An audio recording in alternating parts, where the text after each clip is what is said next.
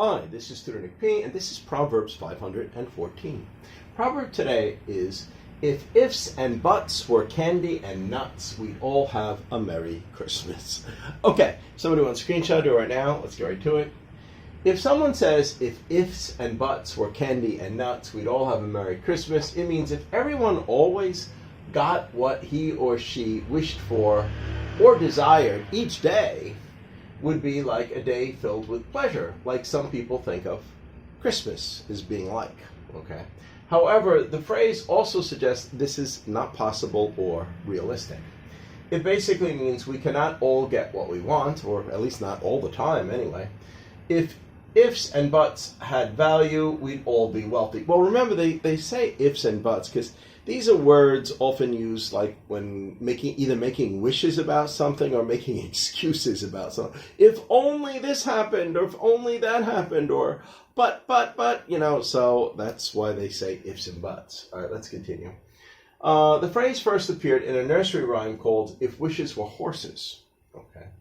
However, the phrase was popularized by Don Meredith, an American football player and commentator for the TV show Monday Night Football. Okay. The proverb is often used in a humorous way to respond to someone expressing regret.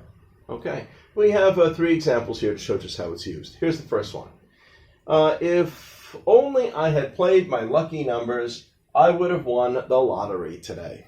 And of course, Peaches says, if ifs and buts were candy and nuts, we'd all have a Merry Christmas. Like, well, yeah, if only.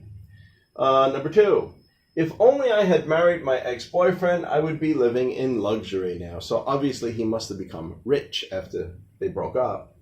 And B says, if ifs and buts were candy and nuts, we'd all have a Merry Christmas. All right, number 3, this phrase actually appeared in the Big Bang TV series. So in the TV series The Big Bang, the character Sheldon said this proverb, if ifs and buts were candy and nuts, we'd all have a Merry Christmas, to Dr. Tyson in regard to Pluto being demoted, from a planet, I guess in one of the episodes. And it also became like a catchphrase that Don Meredith said. Once he was on the show and the commentator, he would use it a lot. A lot of people would know him by that phrase, or he'd probably find some way to use it. Anyway, I hope you got it. I hope it was clear. I hope it was very informative. Thank you for your time. Bye-bye.